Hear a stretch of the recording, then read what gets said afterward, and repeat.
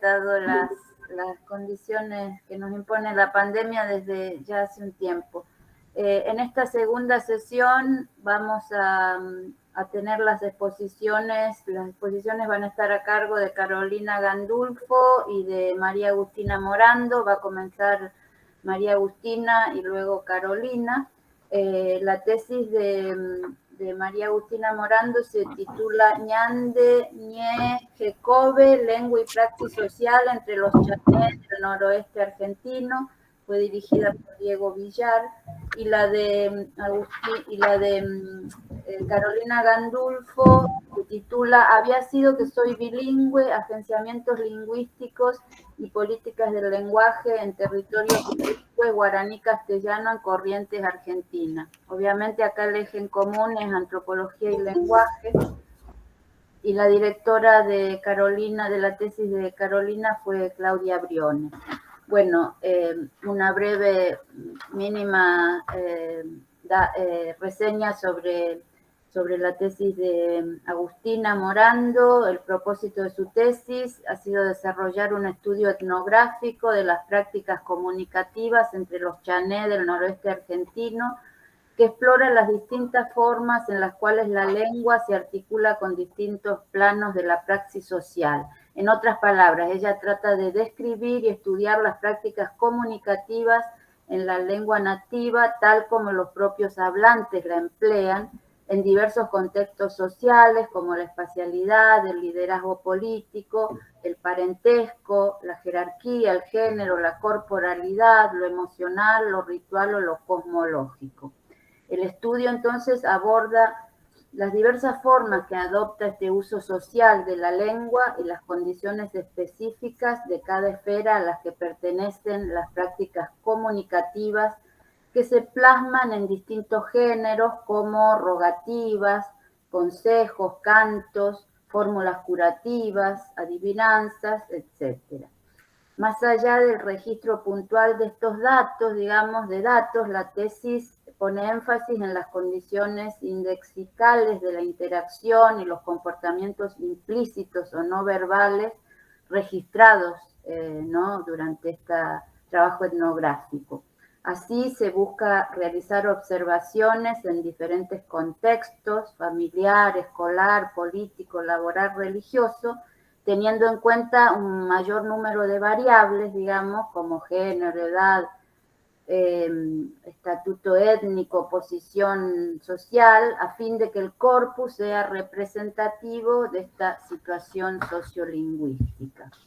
Eso es, los lineamientos principales de su tesis. En cuanto a la de Carolina Gandulfo, también es una etnografía que se propone esta vez describir los agenciamientos lingüísticos en cuanto a políticas del lenguaje y de subjetivación referidos a usos, identificaciones y devenires bilingües guaraní, castellano, en la provincia de Corrientes.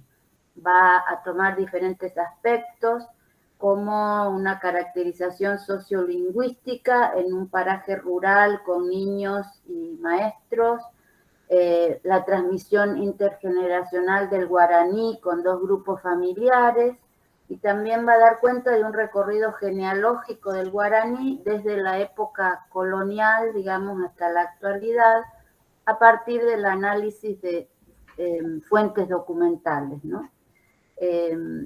El argumento recupera el camino planteado por la autora en un trabajo anterior, si no entendí mal, ¿no? En un trabajo que se llama Entiendo pero no hablo, de 2007, y termina, desembocando en la descripción de la manera en que las nuevas identificaciones lingüísticas se constituyen en una política del lenguaje, en el sentido de algo potencialmente transformador de usos, prácticas, percepciones e identificaciones que incluyen el guaraní, en Corrientes. Bueno, para no extenderme más, les quiero contar un poco, no extenderme más sobre las tesis de las chicas, que ellas lo van a hacer mucho mejor. Les quiero contar, que este ciclo está organizado por el Instituto de Ciencias Antropológicas y está dirigido a tesistas, investigadores y público interesados, becarios también. El ciclo tuvo sus comienzos en 2016, se vio interrumpido temporariamente y recomenzó, digamos, en 2018. Desde ese año ha seguido adelante, digamos, estos últimos 2 años, obviamente, de manera virtual, y ha pasado a formar una parte importante de las actividades que componen la agenda del ICA. El objetivo, digamos, de este ciclo es difundir las investigaciones realizadas durante el desarrollo y escritura de la tesis doctoral, pero poniendo el foco sobre todo en los aspectos metodológicos, así como decía Carolina, yo voy acá a tirar así algunas líneas, digamos, para promover, digamos, el debate y la discusión. Y la idea del ciclo entonces es eso, justamente, se basa en que los tesistas presenten, digamos, una breve síntesis de sus trabajos, pero haciendo hincapié, como dije antes, en los desafíos metodológicos, digamos, en la cocina de esa investigación, en la manera en que debieron resolver, digamos, esos inconvenientes, digamos, que iban saliendo en el curso de la investigación y el derrotero que debieron seguir. Bueno, creo que eso es todo. Los dejo ahora con Agustina, que es la que va a empezar la exposición, y después va a seguir Carolina.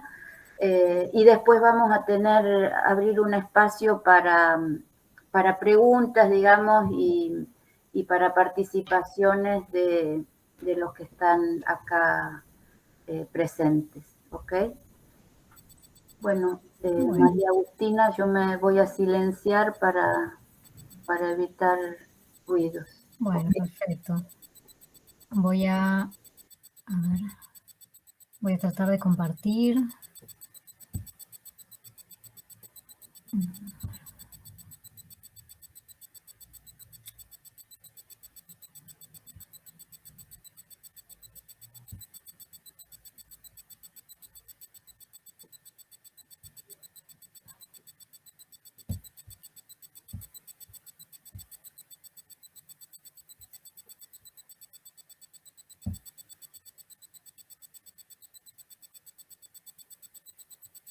No sé si pueden ver la presentación. Sí, perfecto. ¿Se ve? Bueno, a ver, voy a tratar de que... Quizás podés como ampliar la diapo. Sí. Claro. Ahora la estoy ampliando, pero está tardando la computadora. A ver. Ahí está. Creo que ahí se debería ver entera, ¿no? Genial. A ver si pasa. Sí, perfecto. Bueno, buenas tardes a todos y a todas. En primer lugar, quiero agradecer la invitación de todo el equipo del Instituto de Ciencias Antropológicas, en especial a Dolores y a Cora. Bueno, como ya mencionaron, mi tesis se titula Ñandeñeje Cobe, lengua y praxis social entre los chanés del noroeste argentino. La tesis fue defendida en 2020, perdón, y fue dirigida por el doctor Diego Villar y la doctora Lorena Córdoba. Bueno, para empezar, vamos a decir que hoy en día alrededor de 2.100 personas se reconocen como chanés en la República Argentina y la mayor parte de esta población se concentra en 4 poblados del departamento San Martín de la provincia de Salta. Los chanés pertenecían originalmente a la familia lingüística arawak, pero sabemos que tras varias migraciones masivas se establecieron al oeste del Gran Chaco. Las fuentes coloniales nos muestran que allí a partir del siglo XVI padecieron un proceso intenso de guaranización a manos de grupos tupí guaraníes que a su vez llegaban a la región piedemontana y los dominaron militar y políticamente. Esto dio origen a una sociedad mestiza o civilización mixta que la etnografía y la etnohistoria regionales conocen bajo el nombre de chiriguanos, un etnónimo considerado despectivo y que en la actualidad es rechazado por todos los grupos chaqueños guaraní hablantes, que optan en cambio por denominaciones como guaraní tapiete o justamente chanés.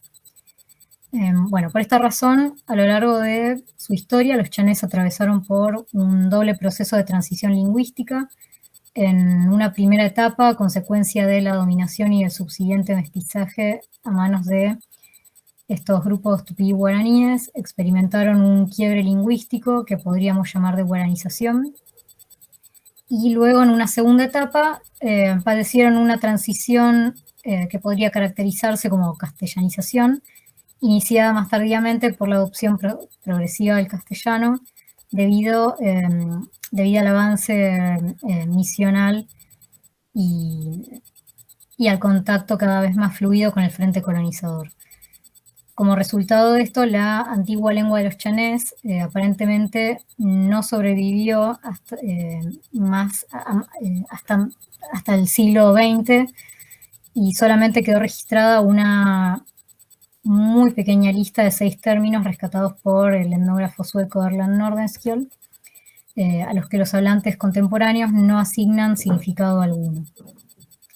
Bueno, es por esta razón que suele considerarse a la lengua hablada por los chanés hoy en día como un dialecto más del llamado guaraní chiriguano o guaraní chaqueño.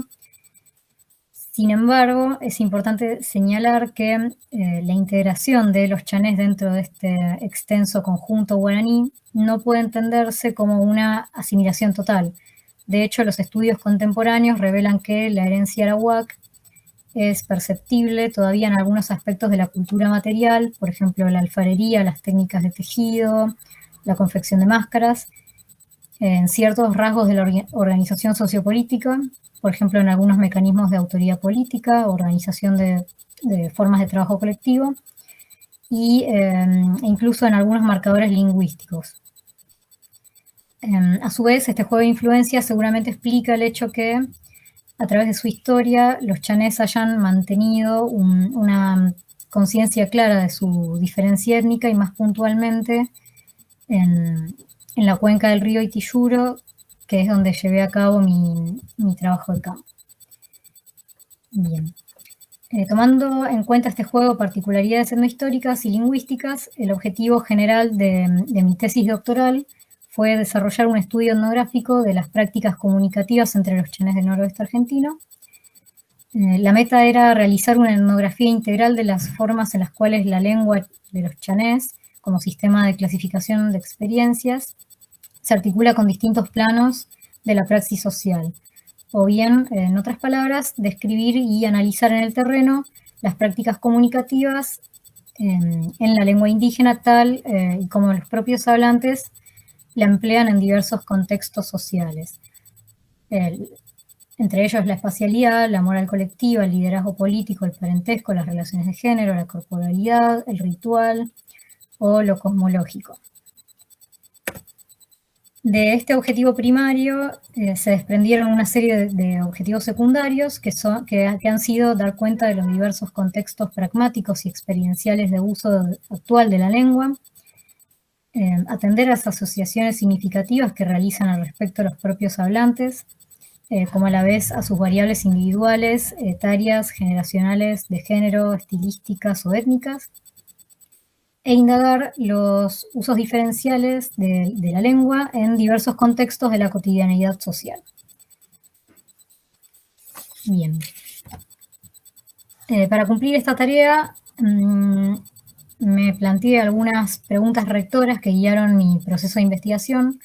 La más importante fue quizás qué podría decirnos el análisis de las prácticas comunicativas entre los chanés acerca de las formas en las que la lengua se articula con los diversos planos de lo social. Esto me ha permitido en cierta forma reflexionar sobre las formas en lo que lo social es reproducido a través de la lengua, pero al mismo tiempo también es transformado por ella.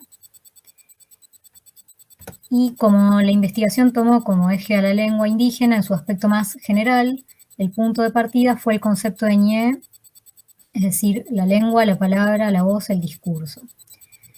A partir de este concepto fue posible para mí iniciar un estudio transversal y holístico de la lengua hablada por los chanés que además me permitiera entrever la compleja trama de articulaciones y relaciones entre las prácticas comunicativas y los diversos campos de lo social, así como también entender la propia expresión lingüística como un universo fluido, dinámico, pero también inestable, y en el cual constantemente puedan construirse y reconstruirse los significados capaces de configurar las relaciones sociales.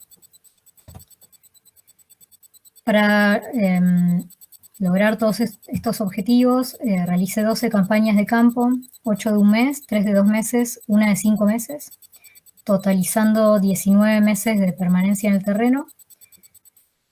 Tomé como base las 4 comunidades que actualmente se autodescriben como chanés en el noroeste argentino, y a la vez trabajé en menor medida con otros grupos de la zona que se reconocen como guaraníes.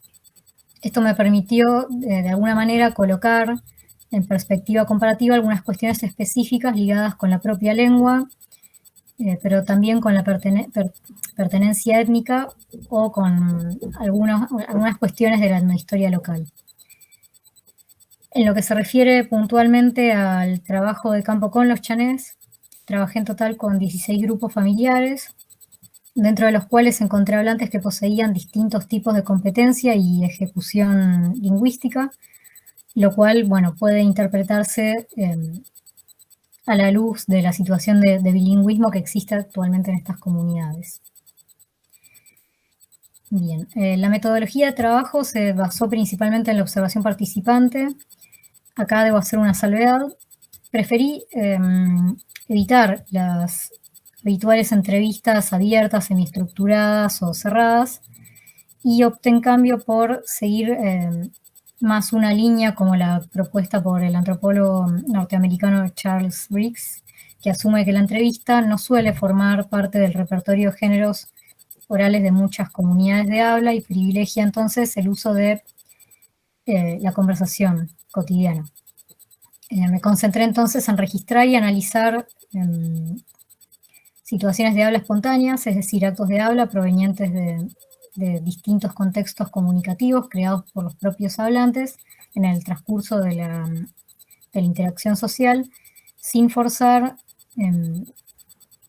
la entrevista ni la elicitación directa. Por esta misma razón, el proceso de recolección de los datos fue largo e involucró indefectiblemente la adquisición de una cierta competencia comunicativa en la lengua de los chanés. Esto no solo me permitió acceder a un grado aceptable de manejo de la lengua, sino a la vez la posibilidad de incorporar las rutinas metacomunicativas de distribución y asignación de los papeles sociales involucrados en cada interacción con sus respectivas normas de etiqueta y jerarquías retóricas. Como la idea era privilegiar la observación y el análisis de las situaciones de habla creadas por los propios hablantes, logré registrar una gran cantidad de registros orales que describí a lo largo de los distintos capítulos. Entre ellos, bueno, relatos míticos, discursos políticos, rogativas, cantos, bromas, etimologías, referencias toponímicas, también un vasto repertorio terminológico relacionado con las concepciones específicas sobre el territorio, la moralidad, el cuerpo, la enfermedad, entre otros. Bueno, en todos los casos hice particular hincapié en documentar las condiciones indexicales de la interacción y sus comportamientos implícitos o no verbales, así como también en garantizar el consentimiento de los hablantes cuando debí registrar materiales orales mediante la grabación. Bueno, asimismo, por las características particulares de la investigación, me pareció imprescindible poner en práctica un cierto protocolo reflexivo acerca de mi propio uso del castellano y de la lengua indígena. Los largos periodos en el campo me permitieron aprender la lengua chané por inmersión directa, ya que antes de llegar al campo no había tenido ningún contacto con ella. Y esto me resultó particularmente útil a la hora de entablar la relación con los hablantes, puesto que los distintos grados de competencia lingüística pueden producir escenarios de interacción muy distintos. Bueno, Intenté también realizar la tarea de transcripción y traducción de los textos durante las mismas campañas de campo, para contar con la asistencia continua de los propios hablantes. Realicé en todos los casos una primera transcripción propia y luego trabajé junto a los hablantes para revisar tanto la grabación como la transcripción y la corrección del material. Lo mismo ocurrió con el proceso de traducción. Entonces, bueno, tanto la traducción como la transcripción de los datos orales que han integrado el corpus de la tesis fueron continuamente examinados por los propios chanés. Bien, a la hora de analizar los datos opté por seguir lo que llamé tradición antropológica del estudio de las lenguas en contexto. Me incliné en particular por el enfoque analítico de la llamada etnografía del habla, puesto que en su conjunto las aproximaciones que componen esta corriente permiten trazar un horizonte apropiado para entender los matices, contextos y registros de la comunicación chané, y a la vez sus estructuras y recursos léxicos o fraseológicos. Teniendo en cuenta que la meta final de la etnografía del habla es justamente documentar la compleja relación entre lengua, cultura, individuo y sociedad, muchos de los aportes teóricos y metodológicos de estas corrientes resultaron sumamente útiles a la hora de describir etnográficamente lo comunicativo y a la vez sus conexiones significativas con distintos aspectos relacionados con la organización social, la religión, la moral, la política, la terapéutica y demás.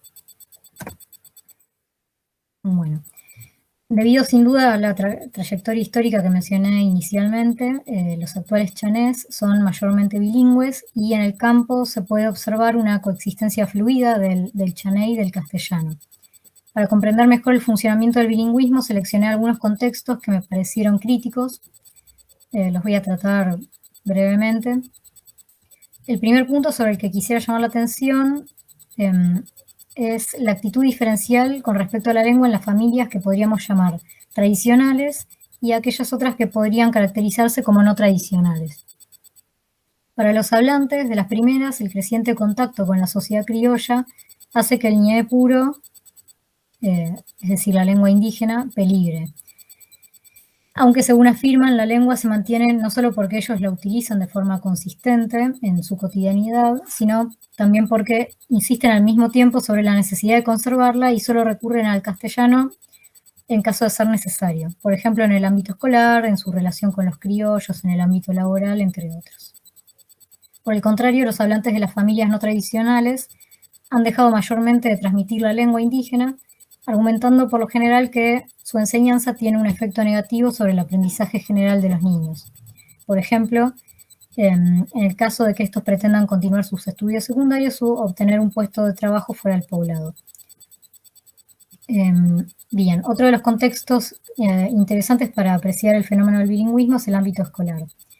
Las escuelas de los poblados chanés cuentan con un nivel inicial y primario y solamente algunos grados disponen de auxiliares bilingües indígenas. Estos auxiliares trabajan en conjunto con los maestros criollos en la modalidad de pareja pedagógica. En términos ideales, esta metodología propone una división de tareas según la cual ambos docentes trabajan simultáneamente los contenidos escolares. Sin embargo, se observa que en la práctica a los auxiliares bilingües suelen encomendárseles tareas no inherentes al ámbito pedagógico, como servir el desayuno, o preparar la decoración del patio para los actos escolares. Sin embargo, también se constata la importancia cotidiana, tal vez más sociológica que pedagógica, del auxiliar bilingüe en un rol ligado con la promoción de la cultura local. Es decir, a través de la lengua indígena se termina incorporando de una u otra manera al ámbito educativo y en este sentido el auxiliar termina siendo una suerte de interlocutor cultural entre la escuela y los hablantes del poblado. El bilingüismo también se percibe en un contexto como el de la religiosidad. Muchos de los poblados chanés fueron originalmente fundados como misiones franciscanas. Junto a la imposición de la escuela, la familia nuclear, la misa o la agricultura, la enseñanza del castellano también suponía una occidentalización muchas veces resistida. En la actualidad, aquellos chanés que se autorreconocen como católicos asisten a la misa una vez cada semana en las capillas o en los parajes locales, o se trasladan a otros poblados vecinos para tal fin. Algunos poblados cuentan con material castellano chané, traducido en la mayoría de los casos por maestros auxiliares bilingües de las escuelas, sin embargo no es utilizado de forma regular. Además, en la mayoría de los poblados chanés se constata actualmente la existencia de uno o varios cultos evangelistas. Generalmente en ellos se predica en castellano y los pastores son personas oriundas de los mismos poblados. Pero solo predican en su lengua si se presenta algún adulto mayor que sea monolingüe. Tal vez la preponderancia del castellano se deba al hecho de que la concurrencia sea interétnica y se entremezclen fieles, tanto indígenas como criollos. En este caso, bueno, los materiales utilizados en el culto se encuentran exclusivamente en castellano y suelen adquirirse en otros poblados de la zona. Bien. A fin de profundizar el estudio de los contextos de la praxis comunicacional chané, avancé luego sobre los modos de clasificación de los espacios concretos en los que cotidianamente se desarrolla la vida cotidiana. Describí las formas de ordenamiento territorial y examiné los nombres que reciben los distintos ámbitos de la vida diaria, así como también los diversos elementos básicos que los componen. Como uno de los principios cardinales de la cosmología chané es que cada elemento natural posee un illa o dueño tutelar que controla su explotación, indagué también en las formas ritualizadas de mediar con estas entidades por medio de la rogativa, llamada hierure o moñera. La rogativa asume ciertas características particulares que la distinguen de otras formas orales como el relato mítico, el canto, el relato histórico, y a la vez cuenta con un objetivo bien pragmático que es regular las relaciones hombre-dueño a la hora de obtener recursos del monte. Propuse luego un acercamiento similar también a la concepción chané del tiempo, así como también a los diferentes modos culturales de organizarlo, gestionarlo y nombrarlo. A continuación también rastreé la influencia de la lengua en el modelaje de la persona chané en los ámbitos corporal y social. Con respecto al primero, propuse una revisión sistemática de los nombres por medio de los cuales se denominan las distintas partes del cuerpo y también sus estados normales y alterados. Examiné la técnica ritual del emburae o secreto, que son fórmulas breves que tienen por objetivo alterar positiva o negativamente los estados del cuerpo y la mente. Indagué también sobre qué es lo que el cuerpo tiene para decirnos acerca de las relaciones sociales o la emoción. Estudié luego las formas culturales de individualizar a la persona a partir del sistema onomástico, basado en criterios de nominación que toman como base ciertas características físicas o conductuales de la persona, pero a la vez mostré que la persona chané se define también por la posición relativa que ocupa en el seno de un sistema de parentesco determinado, el cual analicé fundamentalmente a partir de una perspectiva semántica. A fin de completar el acercamiento al proceso de construcción de la persona chané, repasé por fin una serie de formas discursivas específicas por medio de las cuales el individuo se emplaza apropiadamente en el sistema interpersonal, a través principalmente de la expresión de la cortesía, la moralidad o el mismo humor. Bien. Con todo esto, tal vez el aporte principal de la tesis haya sido el análisis etnográfico de los usos estilísticos de la lengua. Sobre todo si tenemos en cuenta que la meta fue describir y comprender las modalidades específicas en las cuales se configura día a día el arte verbal de los chanés. Mostré que el corpus oral se plasma en una serie de géneros discursivos como consejos, cantos, discursos políticos, relatos míticos, narraciones históricas. Una de las características principales de estas formas de expresión oral es que existen justamente independientemente de una manifestación tangible. Y por ello cada uno de los ejemplos que incluí en el corpus es singular y único, más allá de que los mismos se continúen aprendiendo y reproduciendo y también transformándose. En este sentido, el estudio etnográfico de las prácticas comunicativas chanés me permitió arrojar luz sobre los mecanismos más generales de la socialización, la organización sociopolítica, los procesos actuales de construcción identitaria. Esto tiene mucho para decirnos con respecto a la sociabilidad chané, cómo se relacionan los hablantes con su entorno natural, cómo conciben su propio cuerpo, cómo entienden la construcción y la legitimación cotidiana del poder político, cómo forman a diario las relaciones interpersonales, cómo proyectan su pasado y su futuro como grupo étnico, e incluso cómo pasan el tiempo, se divierten o se entretienen. En pocas palabras, el estudio etnográfico de la praxis comunicativa chané nos permite acceder a la función social de la lengua desde el punto de vista de la asociación interpersonal.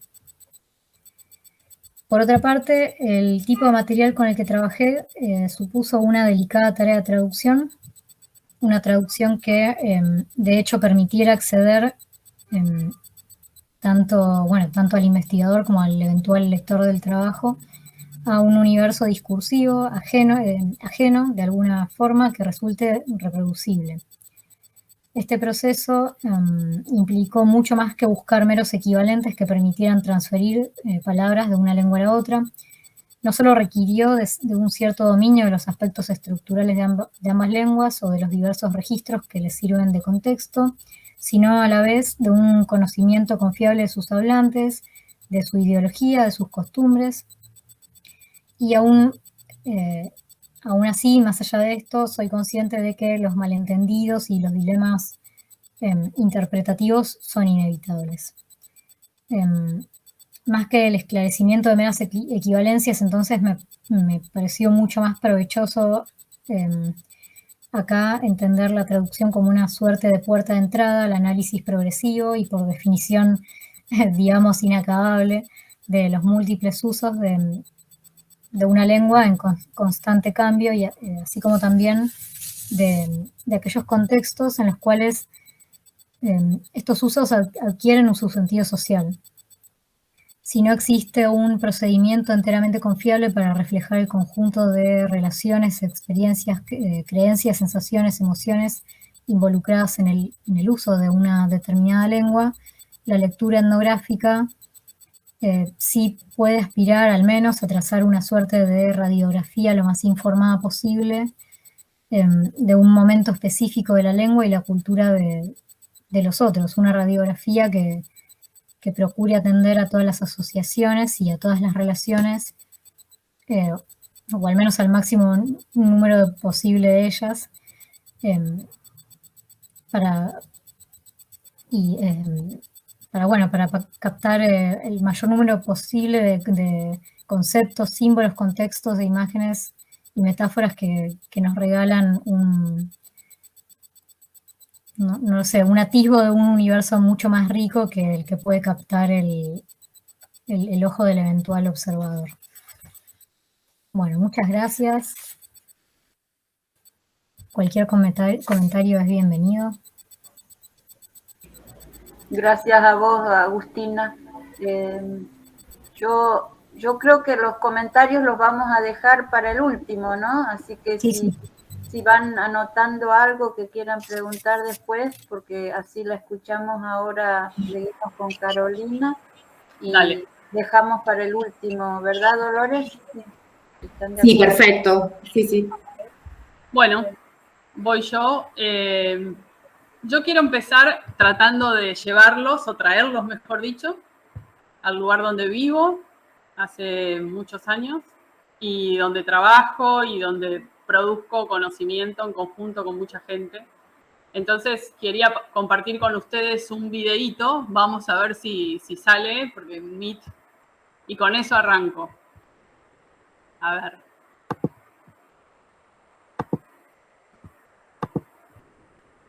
No sé si...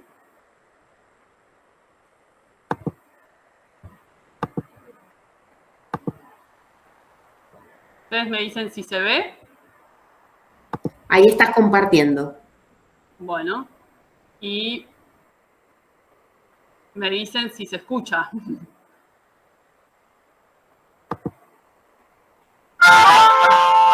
Sí, perfecto.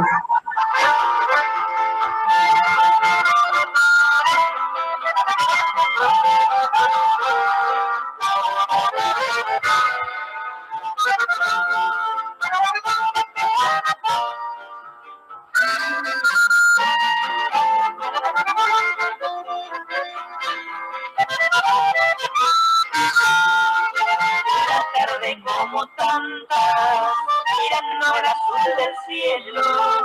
Recuerdo que cuando niña miraba ese mismo cielo. Estoy soñando despierta mi niñez en aquel pueblo. La vida me dio la suerte de ser cantora sin tiempo. Quisiera evocar cantando aquellos días tan bellos.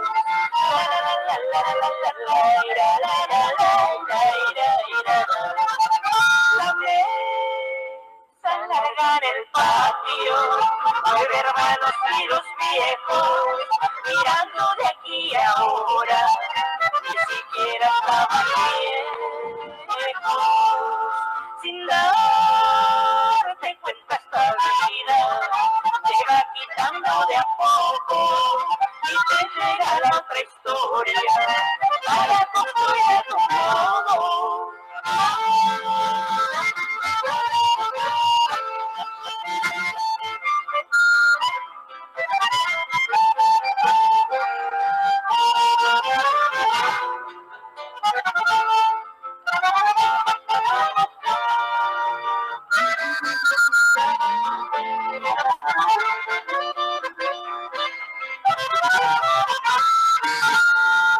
Hoy es sábado de tarde y me invaden los recuerdos. Quisiera estar en el patio, mis hermanos y los viejos, quedándome de su sombra y la laguna su espejo.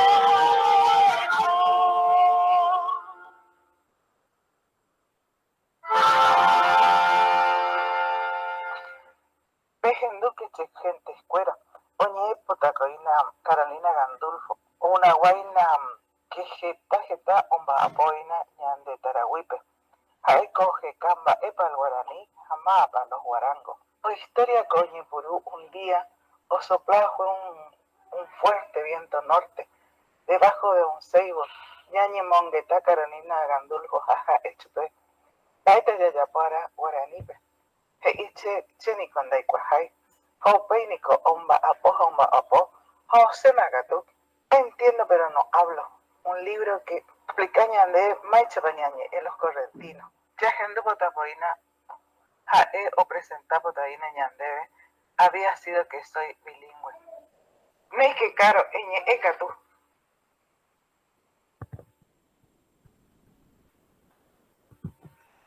El día que defendí la tesis, que fue hace un año, empecé la presentación con este video y me parecía lindo compartirlo de nuevo con ustedes. Y se inicia con un chamamé, con dos cuñar andú, como decimos nosotros, dos mujeres sabias, una chamamecera, compositora de la obra, y la otra, una amiga, una maestra con la que hace 20 años recorremos, ¿no?, estos caminos del guaraní. Y ella quiso presentar la defensa hablando en guaraní y diciendo básicamente que habíamos trabajado mucho tiempo juntas y que iba a contar como parte de esa historia, ¿no? La investigación doctoral, la tesis doctoral es siempre, ¿no?, como un recorte, un momento, una especie de fotografía que hacemos como podemos en un momento determinado y decimos aquí está. Hay tanto que queda por fuera y es tan importante lo que uno selecciona que finalmente se puede escribir, que se escribe, ¿no? Pero bueno, ahí Agustina también contó la cantidad de tiempo que estamos, ¿no? Que estamos, en mi caso, es prácticamente vivir, ¿no?, en el lugar de campo. Entonces, de algún modo lo que yo considero mi investigación lleva prácticamente 20 años, ¿no? Entonces, bueno, la tesis doctoral fue como un momento de decir, bueno, estamos así. Y en algún sentido se inicia relatando cómo desde la investigación anterior, que había sido también un recorte, pero que fue un libro importante aquí en Corrientes, que se llamó Entiendo pero no hablo, que lo escribí en el año 2000, recién salida la ley que oficializaba el guaraní en nuestra provincia, y en parte lo escribí porque se había promulgado esa ley, y todo el recorrido que desde el 2005 al 20 prácticamente, que supuso había sido que soy bilingüe, ¿no? Esos dos nombres o esas dos formas nativas de identificarse con el guaraní son significativas también de las épocas, ¿no? Hay un camino, un recorrido, un movimiento, desde, tal vez uno podría pensar, una misma persona diciendo en el año 2000, 2001, entiendo pero no hablo, frente a la pregunta de si hablaba guaraní, a la misma persona hoy, la misma persona, pero que también tiene 15 años más, decir, Peina, había sido que soy bilingüe, ¿no? Entonces, de algún modo, esta tesis muestra o intenta mostrar ese camino o ese recorrido. Yo les traje como un cuadrito que sintetiza, tal vez, o puede ayudar. A ver si logro compartirlo. Aquí. Para mostrarles un poquito ese recorrido. ¿Se ve? Sí.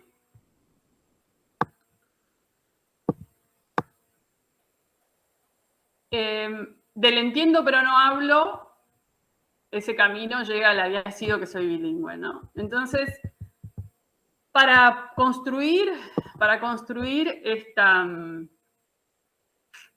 este recorrido, armé una argumentación que no necesariamente respeta el tiempo cronológico del trabajo de campo, porque esto ha sido en gran medida en simultáneo, pero una argumentación que empieza compartiendo mi trabajo en una escuela, en una zona rural a 140 kilómetros de aquí, en la ciudad capital de la provincia. Un trabajo que pretendió en su primer momento hacer una caracterización sociolingüística de la zona, y para eso los niños se sumaron al equipo de investigación y los maestros también, y eso provocó, yo venía trabajando con chicos y me daba cuenta que los avances de conocimiento que podíamos tener, incluyendo a los niños en el equipo de investigación, no los podía tener ni yo sola como adulto, ni los adultos solos. Entonces, bueno, esa decisión metodológica abrió un mundo, ¿no? Que incluir la perspectiva de ellos, no solo la perspectiva como actores o interlocutores válidos, sino el trabajo conjunto. Luego, en esa misma escuela, se armó un proyecto acerca de la historia institucional y de pensar qué había pasado con el guaraní en el tiempo, porque la investigación que los chicos habían hecho había mostrado a la comunidad que el 80% de las familias de la comunidad era bilingüe, y eso había sido como una gran sorpresa para sí mismos, verse a sí mismos de esa manera, ¿no? Y entonces los maestros, sobre todo, empezaron a preguntarse, bueno, ¿qué había pasado antes? ¿Cómo había pasado esto en la historia de la escuela? Y ahí se desembocó en un proyecto que también estaban involucrados los niños, ya de otros años, sobre la historia institucional. Después, o en el argumento, digo después, por una cuestión argumental, nos hacía falta ir más atrás, ¿no? De producir memoria más atrás. Entonces hicimos un trabajo con 2 familias, ustedes vieron fotos ahí, con 2 familias, con 4 generaciones, las 4 generaciones vivas de las familias reunidas en situación de almuerzo familiar, típico correntino, de larga sobremesa de domingo, en la cual conversábamos y hacíamos memoria y recordaban acerca de los procesos de transmisión intergeneracional del guaraní y el castellano en estas familias, y con eso cubrimos prácticamente el siglo XX, con esos relatos, esas memorias, y tuve la necesidad, ya hace mucho tiempo que vengo haciéndolo, y ahora hice como un análisis para la tesis, pero sí que hace rato venimos recopilando fuentes documentales escritas en guaraní o en donde el guaraní se hace presente por la omisión o el silencio. Y bueno, fuimos hasta la colonia, digamos, ¿no? Hay mucha investigación de la época jesuítica y hay mucha producción de fuentes documentales. En fin, ahí la cuestión metodológica o el interés, o no sé, o la cocina, como decían ustedes, de la cuestión metodológica supuso producir la idea de que esos documentos eran susceptibles de ser encontrados, no solo por mí, sino en términos académicos, ¿no? Porque es reciente el descubrimiento de muchas fuentes documentales escritas en guaraní, lo cual supone que es reciente la posibilidad de pensar que eso existe. Entonces, si existe, se puede encontrar. Antes ni se buscaba, ¿no?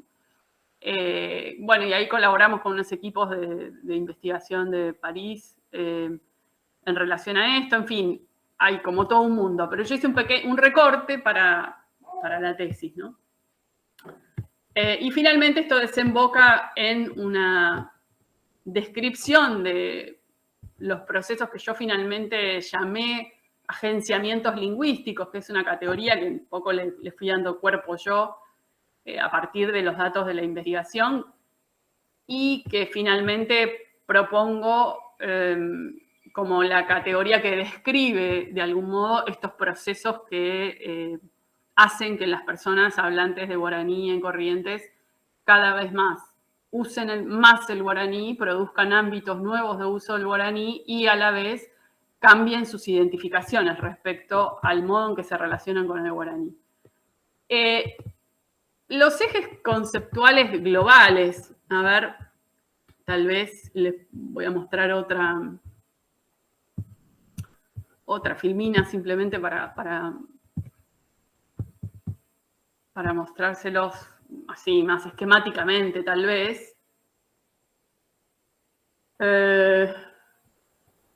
Trabajé con estos tres ejes, que de algún modo organizaron los corpus, organizaron también, sí, no el argumento, pero sí los corpus que yo tenía para trabajar, que era la escuela, la familia, los documentos.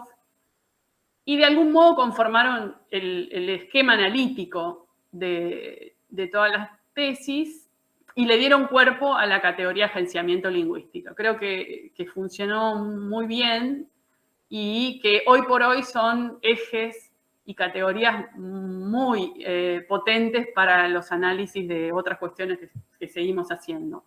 Entonces, el concepto que en principio era una categoría nativa, ya hoy es teórica, de habilitación, supone el hacer espacio al uso, ¿no? En el campo, los maestros, la supervisora, usan esa categoría en términos, bueno, hay que habilitar el guaraní, ¿no? Hay que habilitar el guaraní como, bueno, basta, dejémonos de joder, hay que usar, ¿no? Esto que lo digo así tan simple llevó un proceso muy largo porque, bueno, lo que habíamos encontrado en la investigación anterior y que todavía se observa son procesos de alta prohibición del guaraní en la escuela, ¿no?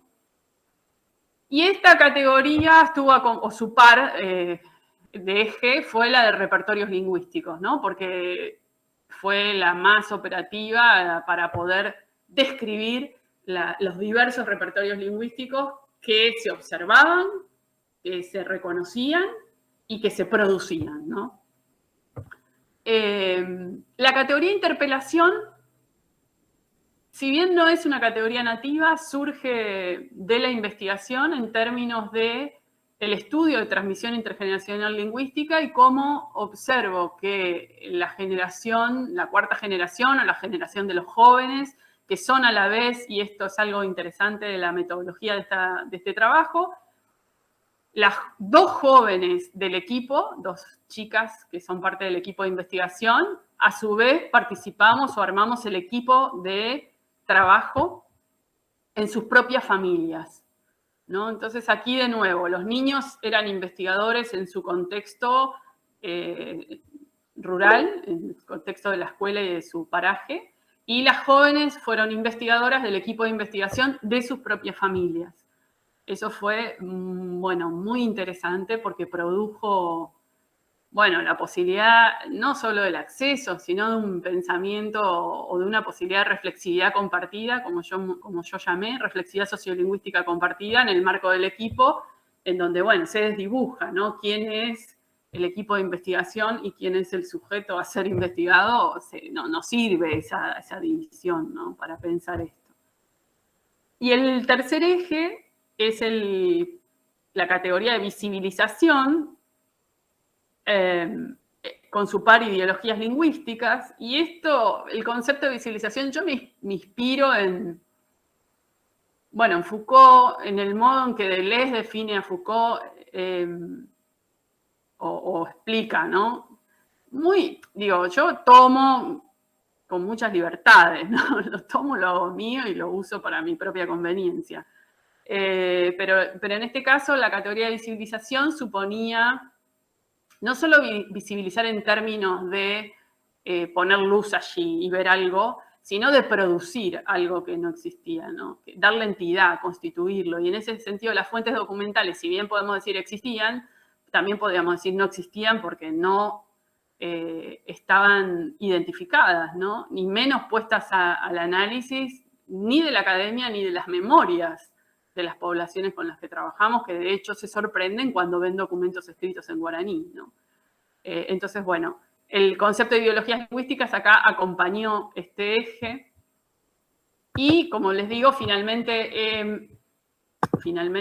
estos ejes le dieron cuerpo a esa categoría, bueno, sí, no sé cuál es la palabra, si es totalizadora, pero que me permitió dar cuenta de los procesos que yo estaba describiendo, que es la de agenciamientos lingüísticos, ¿no? Creo que con esto les cuento el recorrido, ¿no? El camino que hay ahí, los ejes que usé y las cuestiones metodológicas que para mí han sido claves en cada corpus. Los niños como investigadores, las jóvenes miembros de sus familias formando parte del equipo de investigación, y en las fuentes documentales concibiendo las fuentes mismas no como un objeto que está allí, sino como un objeto que hay que producir en el proceso de concebir que eso es posible de que exista.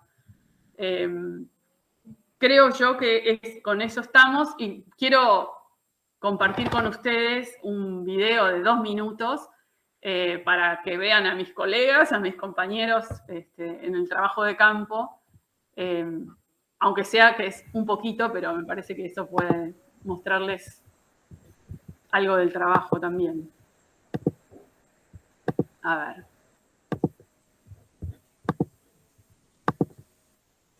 Ustedes me dicen, supongo que se escucha, que se ve. Bueno, ahí voy. ¿Sí? ¿Usted no? ¿Qué animales tiene en la Mala idea. Digo, la hija que te conteste. Mala idea. Ayúdame. Tiene todo. Arecoyagua, vaca, iguazú.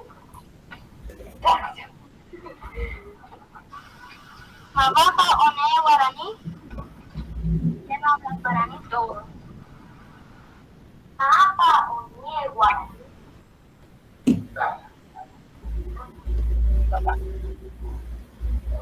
Muy poco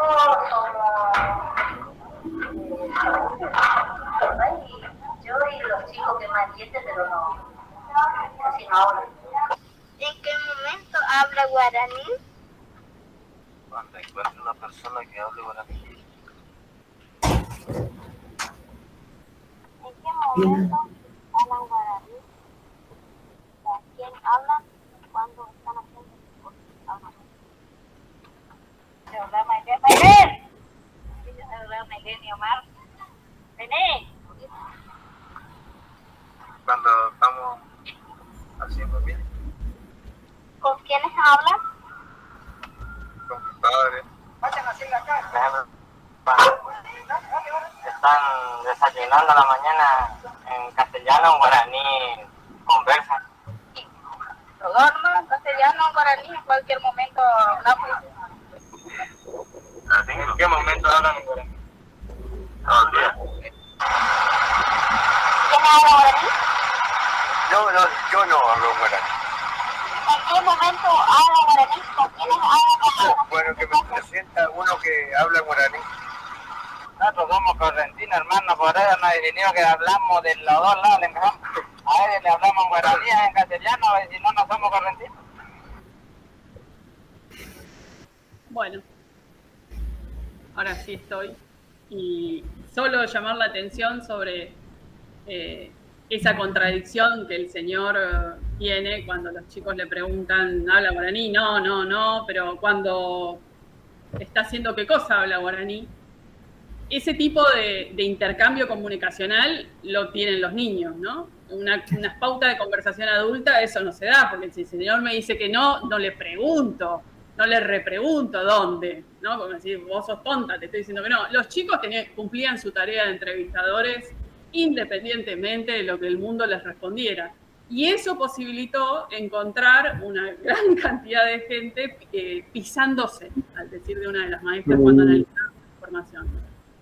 Y produjo un avance de conocimiento muy importante porque hasta el momento esa información no la teníamos, bueno, no solo en el paraje, sino en términos académicos. Bueno, hasta acá me parece que está bien.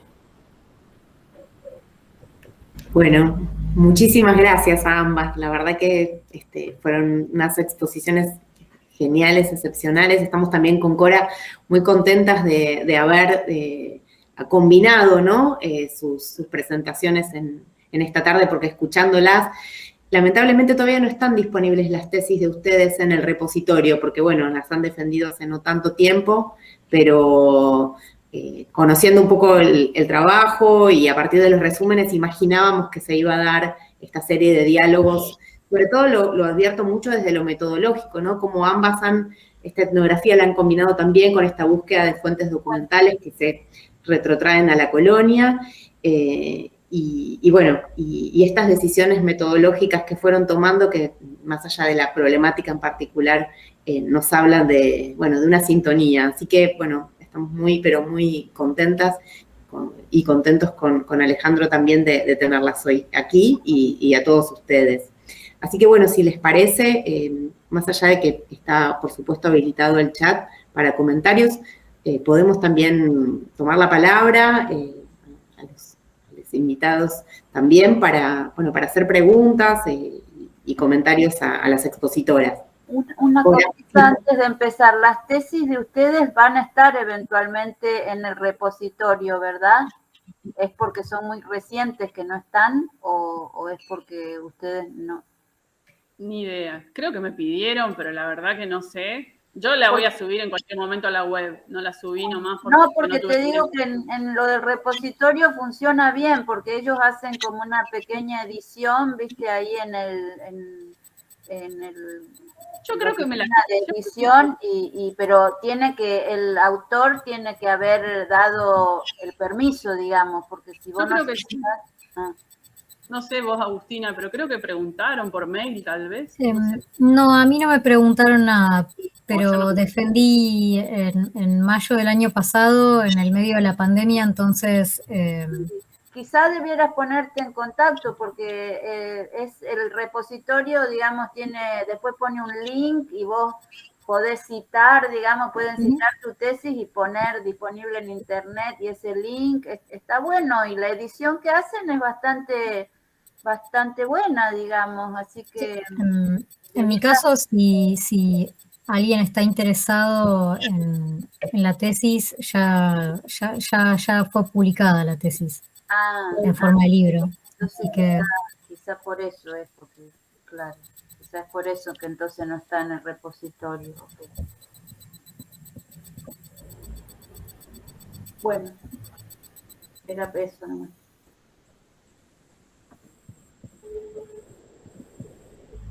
Si no, rompo el hielo yo. Bueno, como les comentaba Cora al inicio, el ciclo tiene esta perspectiva que hace bastante foco en la cuestión metodológica y un poco lo que decía recién, ¿no? Advertir estos cruces entre las tesis.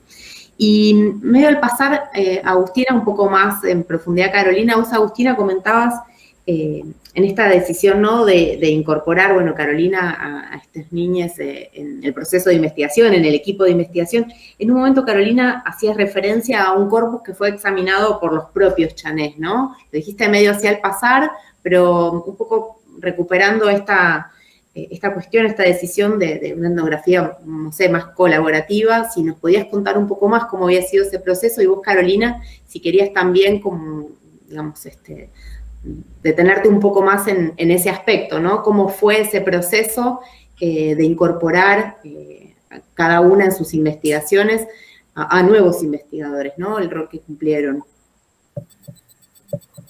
Bueno, muchas gracias por la pregunta. Creo que podemos encontrar ahí en ese aspecto una similitud bastante interesante en las perspectivas mía y de Carolina.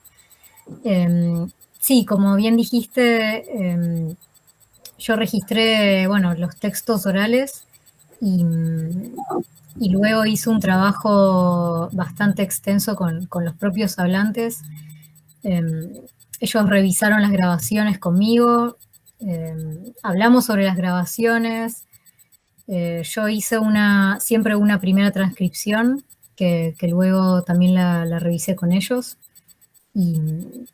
Y bueno, sí, fue un trabajo colaborativo muy, muy largo en el que ellos pudieron revisar y escuchar todos los productos textuales, digamos.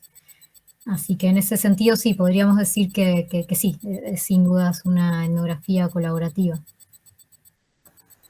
Y perdón, cuando decís ellos, es porque vos hacías la propuesta y ellos se ofrecían voluntariamente, o es un perfil, digamos, de persona, o diferentes edades, como la selección, digamos, no sé cómo decir, si es que la hay o no hay. No, a ver, la selección se dio principalmente por la competencia comunicativa que tenían los hablantes. En mi caso me interesaba trabajar más con los hablantes que manejaban la lengua indígena, entonces, pero mayormente trabajé con hablantes bilingües, sí. Bueno, algunos bueno, como pasa siempre, algunas personas tienen ganas de participar y bueno, otras tal vez no les interesa, entonces, bueno. Claro. Eso también es importante respetarlo, ¿no? Claro, la voluntad, digamos. La voluntad de participar o no, de querer ser grabado o no, eso también es muy importante.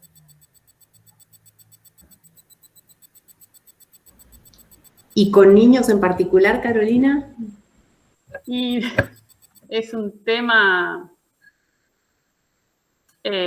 bueno, no sé, hoy por hoy me es casi natural porque hace muchos años que trabajo con chicos, pero en realidad fue casi al azar en la investigación anterior y porque yo no podía llegar a nada, porque yo hablaba con los nenes en lo que fuera y me miraban y en silencio, con todo muy cariñoso, pero no había forma de entrarle. Entonces, medio haciendo cosas, probando cosas en la escuela, hay 3 nenas que les pido ayuda, como pedí cosas a distintos, digamos, pero bueno, ahí se dio, las nenas hacen como una especie de censo sociolingüístico en ese momento. Ahí justo entra Marta, que es la que habló en mi presentación. ¡Qué grande!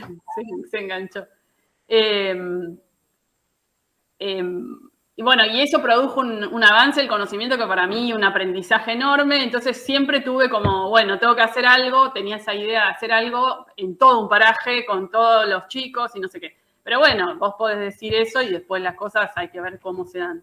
Pero finalmente yo venía trabajando hace muchos años con maestros, distintos proyectos, entonces me encontré con una directora que es la escuela donde finalmente trabajo y casi te diría que ella lo puso como un requisito, porque en definitiva ella sabía que yo trabajaba así, con maestros en las escuelas. Ella me decía, mi escuela, esa investigación sola es muy divertida, porque ella me decía, no, Caro, en mi escuela guaraní no hay, pero a mí no me importa, porque yo quiero que vos traigas lo de la investigación. Entonces ella transaba hacerlo de la investigación en guaraní, que no le importaba y que le parecía que no iba a servir para nada, pero sí la investigación, como ella le llama, estrategia metodológica o didáctica. Entonces ahí fue casi una condición que los chicos tenían que participar, pero hubo muchas cosas, porque esos chicos, bueno, cualquiera, pero los que yo trabajé, mis compañeros, eran terribles, ¿no? Porque, bueno, yo siempre a todos les pregunto si quieren participar, ¿no? En una escuela eso termina siendo medio retórico, porque las maestras quieren que todos estén, pero a la vez, bueno, yo les pregunto si quieren estar, en fin, y después se van involucrando. Entonces, el pacto era, los chicos hacen el trabajo de campo, yo les enseño a hacer entrevistas, los maestros me decían, Caro, nosotros no sabemos hacer, bueno, todo el mundo aprende, perfecto, yo les enseño eso, lo hacemos juntos, y después las profes analizamos, ¿viste? Ahí llegaba la academia, nosotros analizamos, y transcribimos, y transcriben, no sé qué. Claro, cuando terminamos el trabajo de campo, que para ellos era recontra divertido, yo estaba siempre en tensión porque siempre era un despelote, un montón de chicos, que la camioneta del maestro, el auto, bueno, siempre era como un quilombo, los grabadores, pues yo decía, hacemos todo esto y después no graban nada, me quiero morir. Entonces llevaban un grabador, una cámara, todos esos son registros de ellos. Yo no estaba ahí con ellos, digamos, bueno, todo era así como, no sé, en algún punto era un poco caótico, yo siempre estaba preocupada porque yo decía, yo no sé hacer esto con chicos, y los maestros me decían, no importa, ellos están aprendiendo un montón de cosas, claro, ¿a ellos les importaba la investigación? Nada, no importaba. Bueno, entonces, fue mucho tiempo, fue muy largo, era así como desordenado, como es la etnografía, y yo soy muy estructurada aparte, entonces era como que me generaba toda cierta tensión. Cuando terminamos el trabajo de campo, que logramos hacer un montón de entrevistas y qué sé yo, bueno, qué lindo, ¿no? Como ya está esta parte. Bueno, Caro, ¿cómo seguimos? Los pibes. ¿Cómo seguimos? ¿Ya está? Le digo, acá. Aparte, yo les hablaba así, que a veces era como, parecía medio brusco, porque yo los trataba como investigadores. Ya está, listo, ahora esta parte la hicieron ustedes. No, ¿cómo? Y ahí la directora me mira y me dice, Caro, bueno, veamos una forma de seguir. Y bueno, y ahí tuvimos que inventar, porque yo tampoco sabía ni siquiera cómo encararlo, pero las estrategias de análisis que a mí me parecía que podían ser productivas, bueno, ¿cómo hacíamos para transformarlas en actividades didácticas, que los maestros las aprendieran, que las pudieran llevar adelante con ellos y que se produjera el análisis? Porque una cosa es hacerlo simbólico, digamos, vos decís, bueno. Entonces, bueno, eso fue muy importante, porque a partir de ese proceso analítico pasaron muchas cosas también. Nunca fue tampoco tan ordenado, ¿no? Pero los maestros se involucraron en el proceso de análisis también, hacían reuniones, escuchaban las entrevistas, nos dividíamos, hicimos como una especie de gran equipo, nos dividíamos las actividades para hacer. A mí me tocó hacer este video, a mí me había tocado como analizar las entrevistas como un evento comunicativo cada entrevista, ¿no? Y ahí fue donde yo descubro que había muchísimas familias bilingües y no me lo creía. Yo no me lo creía, imagínense, si yo no me lo creía, la gente no se lo creía. Entonces yo volví a contar, porque teníamos 80 entrevistas. Yo volví a contar y dije, no, debe estar que no está bien. Y bueno, no, era que sí, digamos. Entonces, bueno, ahí hubo mucha cosa y después, claro, olvídate, porque si vos hiciste el trabajo de campo, el análisis, si escribieron, porque ellos también escribieron parte del informe que teníamos que presentar al Infod, claro, ellos querían llevar los resultados de la investigación, o sea, ahí ya era lógico, ¿no? Los resultados de la investigación se presentaron en el paraje, se presentaron en el pueblo, fuimos a la Feria del Libro y hace unos años también a la universidad. O sea, pasaron como por todas las instancias de... Yo con ellos no escribí tanto, pero ahora con los chicos que estamos trabajando ya se involucran en los procesos de escritura también, lo cual es re loco porque...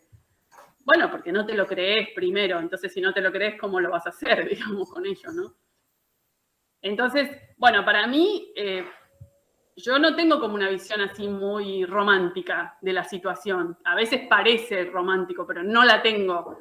Digamos, para mí fue muy productivo en términos de la producción de conocimiento. Para ellos era re divertido, re copado. Para ellos era así como... Y se denominaban investigadores, y de hecho ahora que algunos están en la facultad siguen diciendo que ellos son investigadores. Bueno, ahí hay todos unos procesos impresionantes que ocurrieron.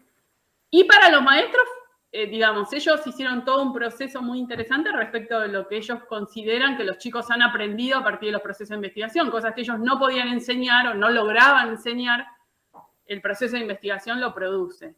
Y, por supuesto, era una escuela en ese momento en la que trabajaba con una perspectiva comunitaria muy fuerte.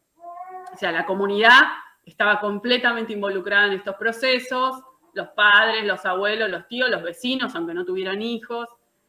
Y fue muy valorado el proceso de investigación por la gente del paraje. De hecho, lo siguen valorando como algo muy importante.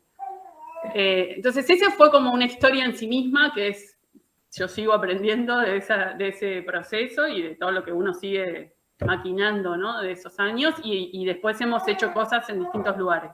Los becarios de mi equipo y todo, como que siguen trabajando en eso, y bueno, es muy importante. Los avances de conocimiento, las creaciones teóricas de los pibes son muy, muy importantes, ¿no? Relevantes para el avance de conocimiento.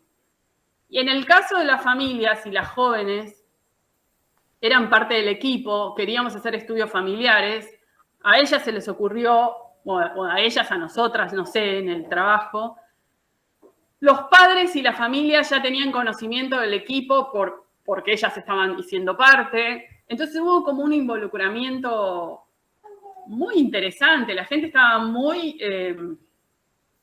valoran mucho el trabajo científico. Yo muchas veces quiero mandar a la mierda a la academia. Sorry que esto queda grabado, y el sorry y todo. Pero muchas veces a mí me define sostenerme en términos de producción con la retórica científica occidental, producción de conocimiento, porque para la gente es muy valiosa la producción científica. Tiene un valor importante en términos políticos, ideológicos, de estatus, de identificaciones. Entonces, muchas veces ellos quieren que se publique, digamos, en las escuelas usan esos materiales y quieren que esté el nombre de su escuela, porque le van a llevar a la supervisora, porque el ministerio, porque la radio, porque, bueno, ¿no? Entonces, y en la familia, nosotros somos un equipo de investigación que ya llevamos 20 años en Corrientes.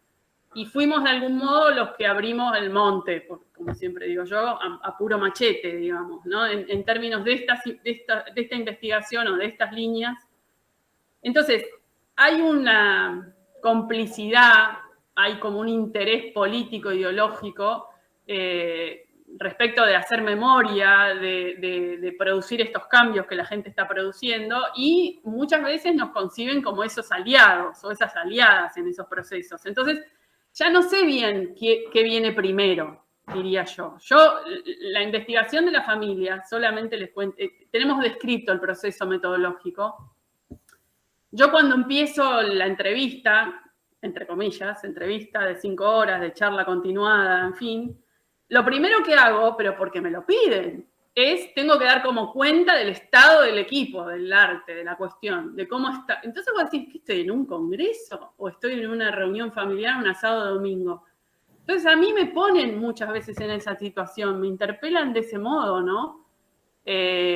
Así como digamos, el correntino te ama y te agarra y bueno, y tenés que dar cuenta de tu trabajo, ¿no? Hay como una responsabilidad importante. Entonces, sí es colaborativa, pero ya en este punto como que la palabra no termina de dar cuenta del proceso que creo que yo vivo o vivimos.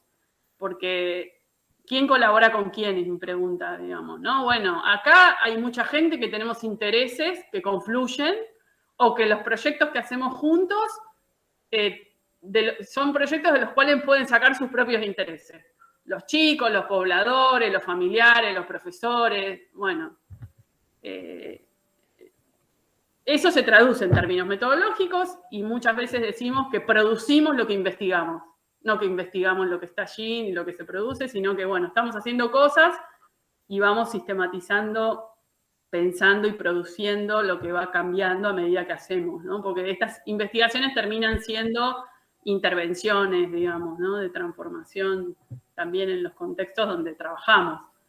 Bueno, entonces me es difícil definir, qué sé yo la veo a Agustina y en algún punto hay un lugarcito medio de envidia, decir, che, me voy, me instalo ahí, yo me voy, vengo, vuelvo a casa, me llaman, no, vení, andá, o sea, es como, es otro, ¿quién dice eso? La Julieta Quiroz que dice eso, como una atmósfera, ¿no? Como una atmósfera 24 por 24, de muchos años. Dolores, estás silenciada vos, me parece. Sí. Bueno, nada, estoy hablando demasiado. No, súper interesante. Justamente te iba a preguntar, Carolina, si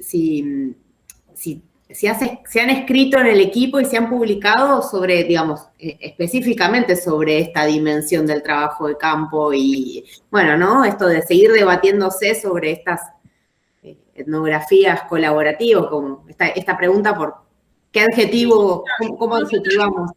Sí, qué sé yo lo que hago, o lo que yo digo, no por primera persona, nosotras en el equipo, le damos como una importancia equivalente en la producción de conocimiento a lo que descubrimos sobre el guaraní como el modo en que lo descubrimos.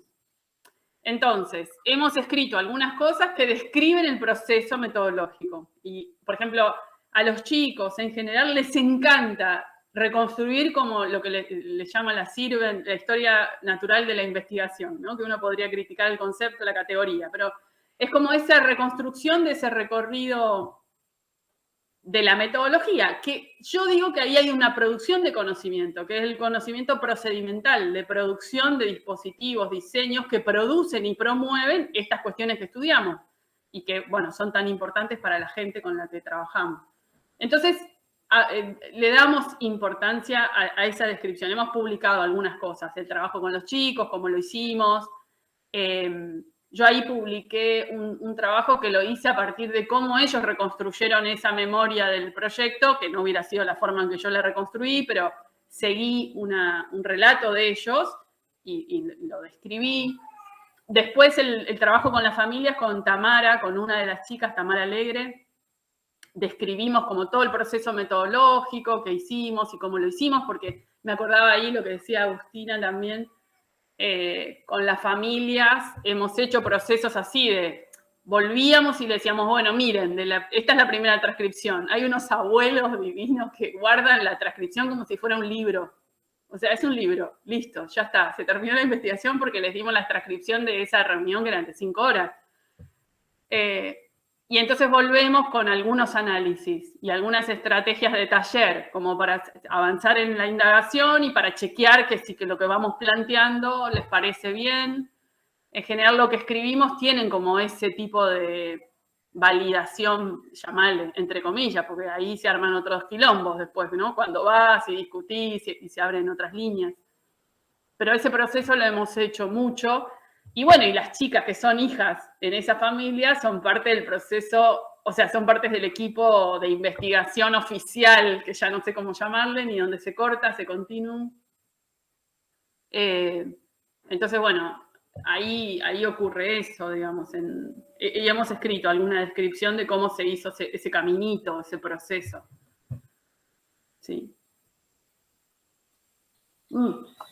Ahora, en un libro que publicamos el año pasado con Virginia Unamuno, que nunca habíamos escrito eso, escribimos como 5 hojitas que se llaman Notas Metodológicas de un libro que recopila, bueno, resultados de... Ahí hay cosas de las familias, por ejemplo, pero ese libro recopila cosas de nuestro proyecto de Chaco, Corrientes, Santiago del Estero, y escribimos. Es como que nunca escribimos eso y ahí hay como una especie de...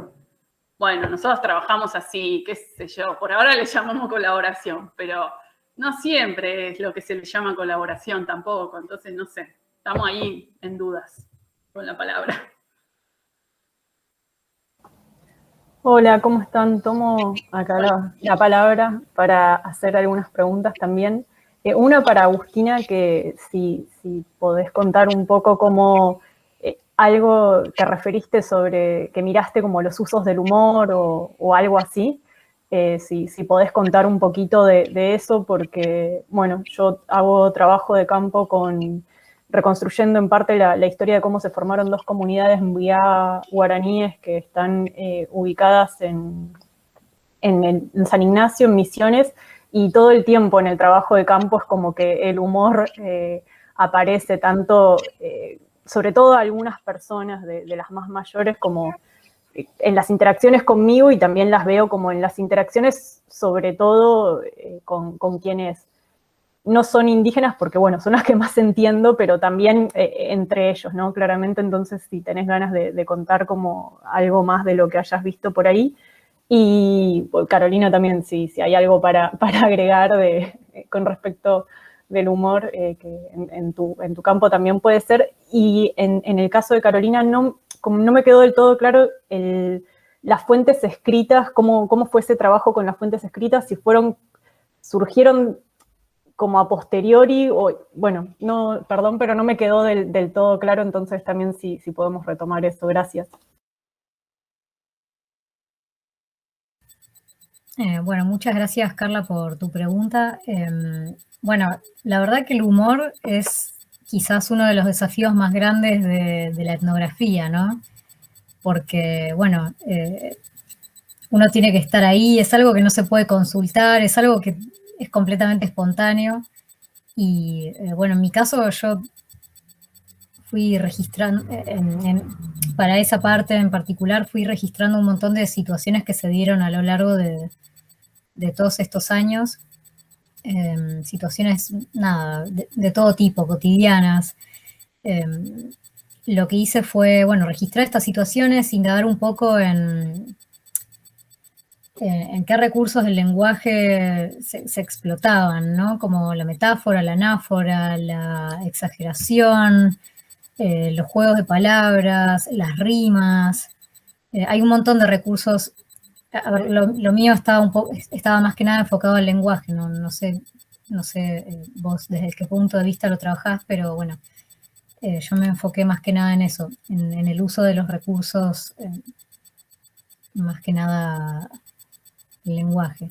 Y sí, también es súper interesante cómo funciona el humor de una forma al interior de la comunidad, entre personas que hablan la lengua, cómo funciona también el humor entre personas de la comunidad que hablan la lengua con criollos que no hablan la lengua.